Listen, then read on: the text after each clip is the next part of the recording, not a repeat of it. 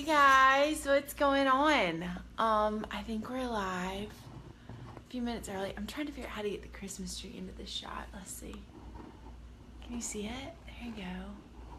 It's always so tricky getting this thing framed up. And we're a few minutes early. So, hey early birds, so glad y'all are here. Thanks for getting here nice and early. And hey Renee, thanks for joining. So appreciate y'all tuning in on this Friday morning. Hey Sarah Elizabeth, what's up girl? Sarah Elizabeth, I wish you were here to help me prop style this whole scene. I'm trying to get the tree in. Okay, there you go. How's everybody doing? I hope you had a great holiday. I hope your Christmas was full of joy and love and peace, and that you and your family or your friends had an amazing time together. I know that for Jake and I, we kind of had a whirlwind of travel. We went and saw my parents in Tuscaloosa and then saw his parents in Auburn, which was so fun. I love Jake's family, I love my family, and it's always so refreshing to be with them. And I know if y'all are like me, it's kind of like leading up to the Christmas season can get super busy, but then once you kind of, get to be with family and get to kind of wind down, I feel like a whole new person. I think everybody needs those like days of refreshment and peace and quiet. Hey everybody that's joining in, that just hopped on. I'm so excited and happy that you're here, that you're with me. I hope you're drinking your coffee or whatever caffeine it takes to get you going. For me, it's coffee, particularly Ladybird coffee bombs, which are have changed my life. They're so flippin' delicious, and I add them to my coffee every morning. And I'm actually doing a post for Love Cooks for the new year on that guy. And hey Angel, good morning. As y'all can see, my dog Bigsby wants to get in the shot too, so maybe he'll appear here in a bit. Hey Lindsay, oh what's up girl? Hey Becca, so happy y'all are here guys. This just makes my morning. So I hope you have your coffee, I hope you're ready to go, I hope you have a fun weekend planned. But now that it's about 7:30, I'm going to get started talking with you guys about my top 5 cooking fails and disasters with this year. As you guys know, I am a food stylist by trade. That's kind of my 9-to-5 job, but I also do food recipe development, and then also love and to have such a heart and a passion for having people over to our home and cooking for people. And actually, out of all my cooking travails this year, a lot of the oops moments happen with people, which is unfortunate. It's kind of like if people hear you're a food stylist and they come over, they think, oh man, the food's going to be amazing. And I hope it is, but it's really not always, because life's not perfect. And so I hope these fails inspire and encourage you. Hey Kay, good morning. Thanks for joining in. Y'all are so awesome for being here. Okay, so top 5 cooking fails. My number 1 cooking fail, y'all, and this may seem so obvious to some of you, but cooking new recipes for company. And I use the word company because growing up, my Southern mama always taught me that when you have people over, they're company to you. They're someone that is there so that you can make them feel special and loved. And so when I have people over, I always try to be mindful of what do they like to eat? What are their favorite foods? Are they vegan or vegetarian or paleo or gluten-free? What is it that is going to make them feel special and cared for? And so we had some sweet friends over this year that my precious friend Emily is a vegetarian, and I love her dearly, and so I decided to try out this veggie curry, which the curry went great. It was from Against All Grain, one of my favorite cookbooks of 2017. But then I decided to go rogue with the dessert. I was like, this is gonna be great. I'm gonna just kind of do this apple crispy thing and put lemon juice in it. I've read a couple recipes this year that do lemon. Y'all, oh my Lord, first of all, the curry was great, but I didn't have enough food. I mean, we swooped up the curry. I thought it was for 8 people. It was clearly for 2. So I'm portioning out tiny bits of the curry to them. Then I made coconut rice, which, you grind up coconut and make it into rice. Thought that'd be a huge hit. It was, but again, it looked like it served 2 people. So I'm giving out these scant portions to my precious friends. And then I'm like, y'all, don't even worry. Dessert's coming. It's going to be awesome. Throw that baby in the oven, take it out, spin it out, and I immediately notice when I'm serving it that it's really soupy and liquidy. And I'm like, oh Lord, what have I done? So I'm like serving this soupy, liquidy mess to them that I can already smell the lemon coming out of it. And like apple crisp should be like cinnamony and warm and nutmeggy, and it was like lemon juice. And then I go to our freezer, y'all, poor planning, and I thought we had ice cream. We had like half a carton, again made for 2 people, not 4, to put on top of the soupy mess of the apple crisp. So Emily and Caleb, I love you. Thank you for being so sweet and putting up with that meal. But looking back on it, I was like, oh, gracious alive, that was not a success. So top number 1 cooking fail, making brand new recipes that you've never tried before for company. And if you guys need, actually go to Solid Recipes. One of my favorite resources is America's Test Kitchen / Cooks Illustrated. So I can put a link on that to my blog today, but they're awesome. So if you are in a bind and you're like kind of looking for a last minute thing, they're a great resource. And then Southern Living is awesome too, because that team tests those recipes so well. So highly recommend Southern Living and Cooks Illustrated. They're awesome. Okay, top number 2 cooking fail, zucchini noodles. People, you people who are zucchini noodle people, I honor you, I respect you, but for the life of me, I cannot figure out how to do zucchini noodles without water getting all up in the sauce. I mean, Jake and I have tried multiple recipes with zucchini noodles. We did Against All Grain recipes. I tried some other things. And y'all, it's like everything you make just turns into soup. And it's watery and it's gross. And there's got to be a better way than zucchini noodles. No zucchini on a salad? Yes, chop that sucker up. Some sort of Mediterranean dish? Love it. But as a noodle, not my fave. Maybe we do better, like sweet potato noodles. Anyway, I need to explore on that, but zucchini noodles were an epic fail. And if y'all have tips on how to make those work for you, where they're not really soupy and watery and make your stuff look like, you know, sort of like brains in a way, please let me know. I need help desperately on the zucchini noodle front. So, fail number 2, zucchini noodles. Fail number 3.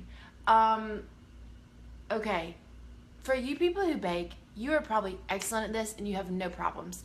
But this year, I was making brownies for an Urban Girl event in Nashville. They were my gluten-free brownies on my blog. They're toasted pecan and coconut gluten-free brownies. They're awesome. But y'all, it was like every time I was stirring them together, they were seizing up and they were gritty and gross. And I was like, what is happening? Basic baking rule number 1. When you're working with chocolate, you need to double, triple, quadruple check that there's no water in your chocolate. What I was doing was stirring my melted chocolate together and using the same bowl. So water was collecting in the bowl, mixing with the chocolate, and they were seizing up. Y'all, I promise you, I thought it was going to take me a couple hours to bake all these brownies for this event. It took me like 7 because, hello, water in the bowl, they seized every time. So just so you know, when you're baking with chocolate, make sure when you're melting chocolate and butter together, there is no water in sight, because that water will hijack your brownies and take them in a whole different place that you never intended to go.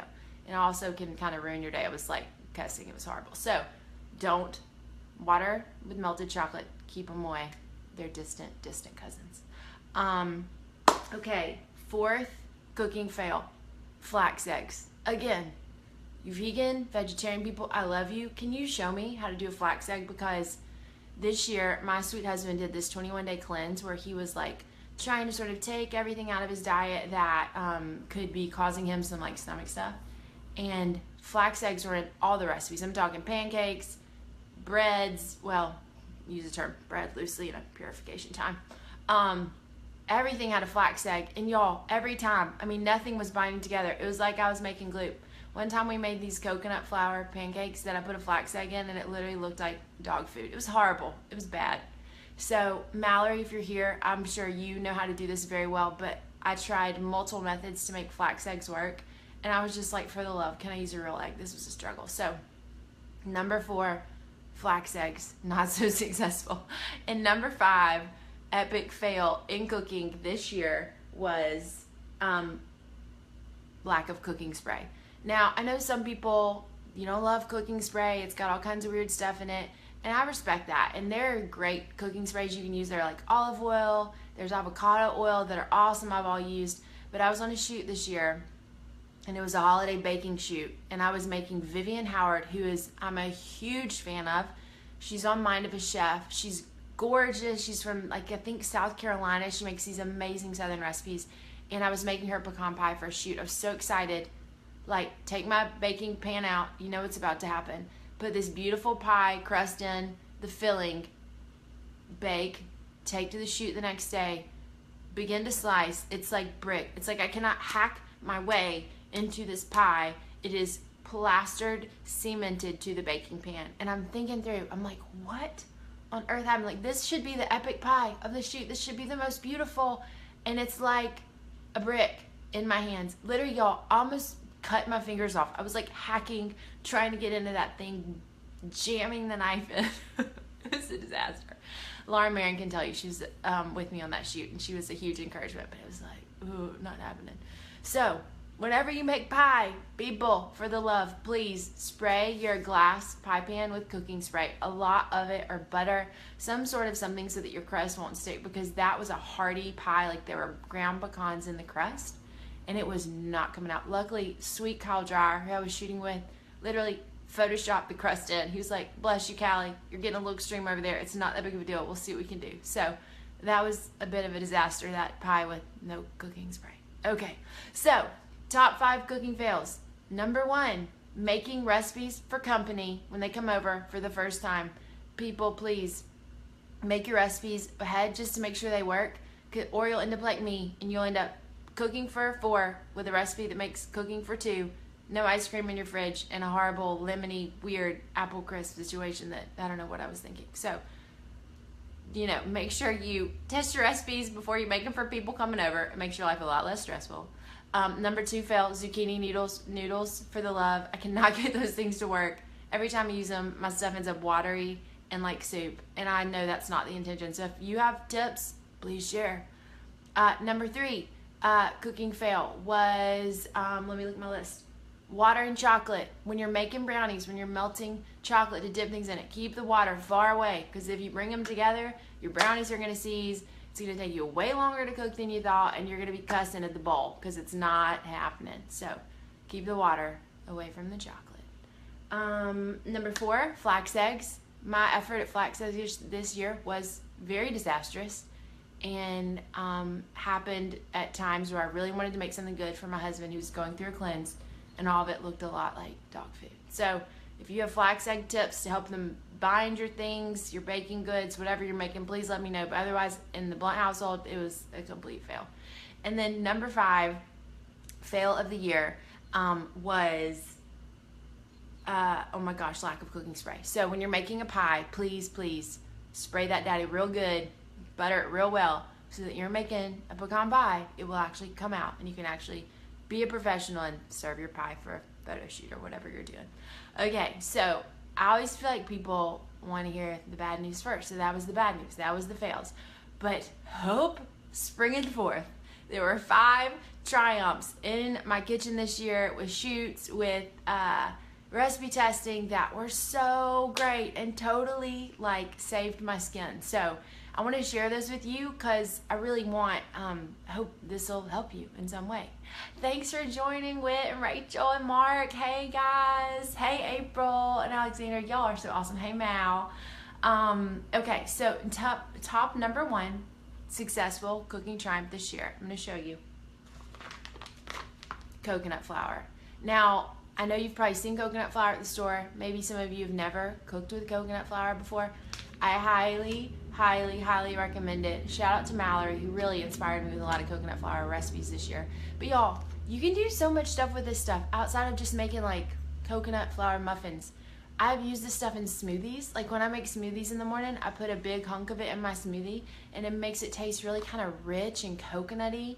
I've used this. One of my favorite uses for this is to toss vegetables in coconut flour, and the little salt, pepper, whatever spices you want, and then roast them, and they almost taste like they're sort of breaded and kind of coconutty Thai. It's so good. Coconut flour has endless uses. I highly recommend this. And also, if you're sort of experimenting with gluten-free baking, coconut flour is your friend.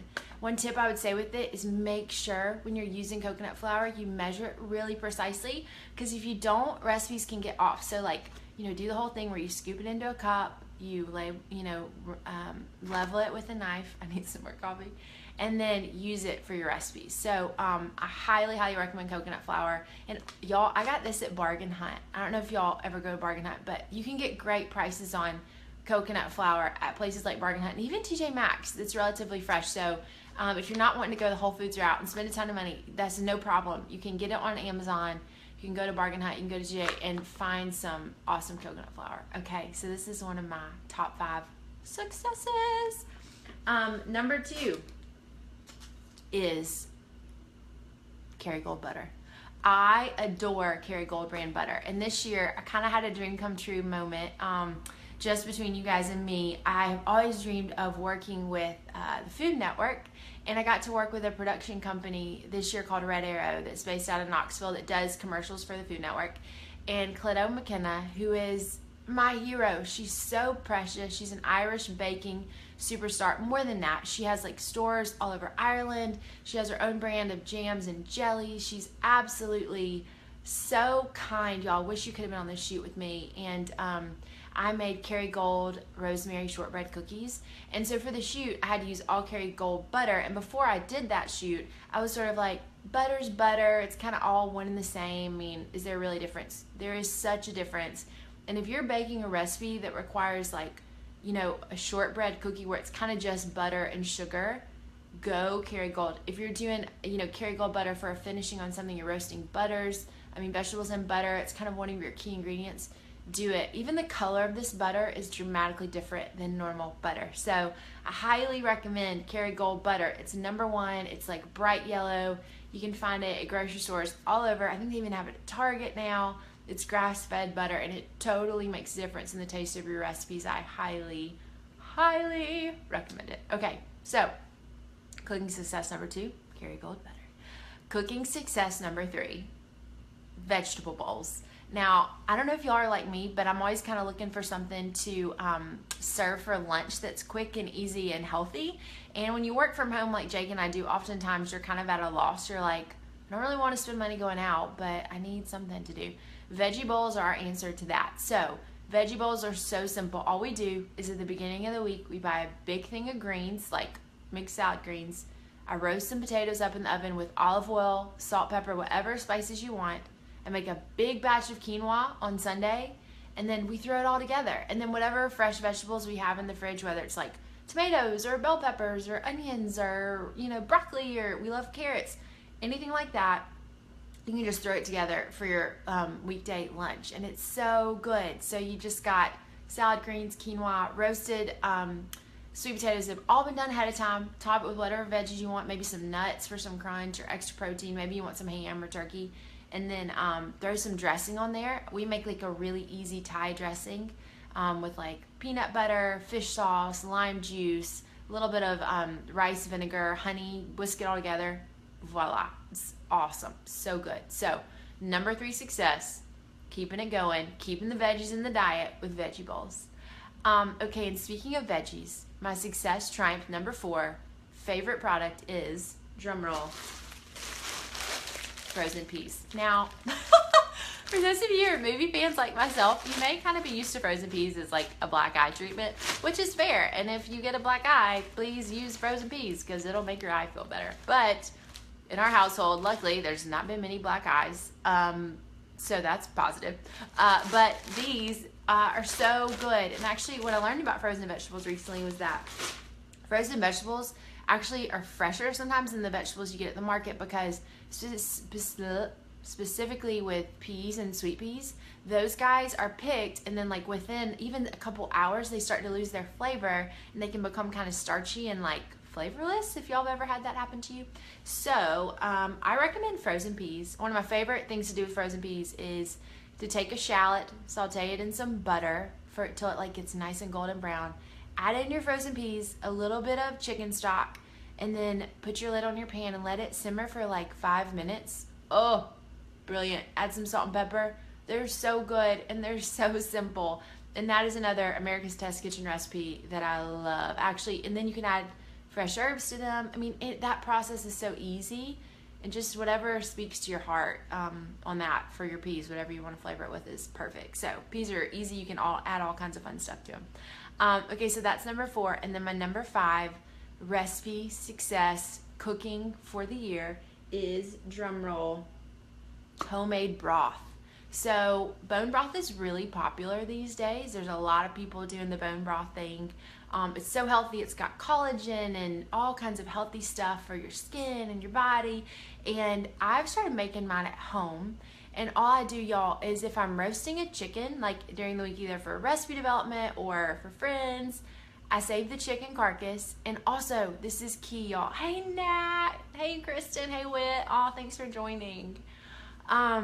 Is put your chicken, like take your chicken or your whole chicken or maybe your rotisserie chicken you got from the store and eat the meat, but then save the skin. Like, I don't know, some people don't love the skin, eat it, or if you have some left over, save the skin and the bones and the fat on the bones. Like sometimes, you know how when you put the chicken in the fridge, there's a little bit of like a kind of clear kind of jelly substance that's on there. That is really good for you to make in broth. So save all that yummy stuff, put it in a Ziploc bag in your freezer. Another tip is if you're cooking during the week and you have veggie scraps like onion peels or extra, garlic skins or, onion tops or bell pepper tops, save all that, put it in a Ziploc bag and keep that in your freezer. And then when you go to make your broth, you're gonna have your chicken carcass, your chicken bones, your chicken skin, all your veggie scraps, and then throw your chicken, all your leftover chicken bones and carcass, or you can also do turkey. I made one this year so good I cooked the Thanksgiving bird and then I saved the turkey neck and all the bones and did it with that. It was so good. So throw your poultry bones in there, your veggie scraps, and then in a slow cooker, or you can do just like a big stock pot, and then fill it up with enough water to cover. Filtered water also is really good for this effort because it's so simple. The filtered water really tastes really good. So throw all that in there with filtered water and let it simmer for at least 24 hours. I know that's a long time, but it's so simple, you guys. I mean, you can do it on a Saturday. Throw your chicken bones, your turkey bones, your skin, your veggie scraps all in your pot and throw it on a Saturday morning and then let it simmer till Sunday. And then all you gotta do is strain that bad boy through a strainer, get all those scraps and chunks out, and you're good to go. Just put that broth in the fridge and let it get cold. And then sometimes there will be like a fat layer that develops at the top in your broth. Like you'll see it in the fridge. There'll be like a layer around the broth, and that's totally normal. If you want like a little bit of a heartier broth with that natural fat in there, keep it. Typically what I'll do, just so the broth isn't, because sometimes if you have a lot of that, it can be kind of greasy, which I don't love. I'll take about half of the fat off and then leave it in, and then like it's really rich and yummy. Or if, and another tip on that too, is if your bird is organic, you can actually take all that fat from the fat layer that develops on the broth and cook with it. So it's like butter or bacon drippings. Like you make cornbread, you can put that in your cast iron skillet and go for it. So that's another fun little tip that I learned this year. Okay, y'all. So those are my 5 cooking fails, which were lack of cooking spray. When you make pies, please do that. Water and chocolate, separate those two bad boys at all costs when you're baking. Zucchini noodles, fail. Good gracious, it was like drinking water through my pasta. Flax eggs, which did not go over well. If somebody has a tip on making those work, please Facebook me. And then other cooking fail is not testing a recipe before people come over to eat it. That was a disaster, and I love you, Emily and Caleb, and thank you for putting up with your tiny scant portions and your coconut or your apple crust that tasted like lemon juice smoothie. Ugh. Okay, and so top 5 successes, we have coconut flour, which is so good for you. You can put it in smoothies. You can put it, roasted vegetables with it on there. It tastes like breading. It's delicious. Number 2, Kerrygold butter. It's the best butter in the world. It makes the best shortbread cookies. I'm telling you, those rosemary shortbread cookies I made this year were out of control delicious. Number 3 is veggie bowls, which are so simple. You can make them ahead of time. I'll have a recipe up on the blog for that. Number 4, peas, frozen peas. They're the miracle wonder vegetable in your kitchen. They're fresher frozen than they are when you buy them, and you can do simple, easy recipes with them that add green to your meal, and they taste so good, especially if you're using butter, specifically Kerrygold butter. Shout out. And then number 5, cooking success this year was, and my mind is blanking, homemade broth. Okay, so we just talked about that. Clearly, I need to head back to my coffee. Okay, so homemade broth. Oh, hey Ellen. Hey Mallory. I'm so excited y'all tuned in. Thank you so much for watching this. That's awesome. So those are my top 5 cooking fails, cooking successes. I will have them up on the blog later today for you to check out and hopefully glean some information from. And then finally, I wanted to share real quickly about where Love Cooks is headed in this 2017 year. So my goal with the vlog this year is to serve you, everybody that's watching right now.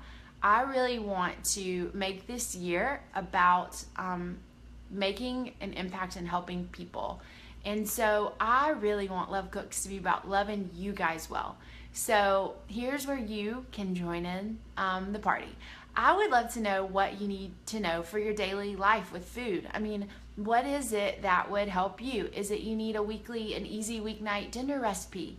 Is it that there's a little bit of a disconnect in thinking about how could I even have people over for dinner? Like, what would be good for that? How do I even prepare for that? Is it that you are paleo now and you need some good recipe ideas, or you've decided to do more vegetables in your diet, and what's some fun stuff you can do?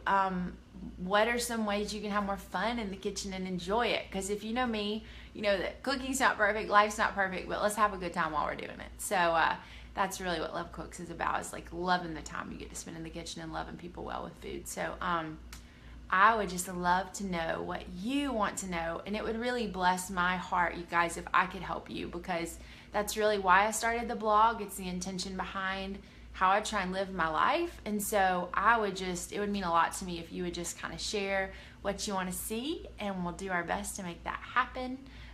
That would be awesome. And you can either, comment right now with some suggestions, or you can Facebook me, post on the Love Cooks Facebook page. I'd love to see that. Or you can send me a message to Callie Blunt on Facebook. I would love to read those too. Any input you have is much appreciated.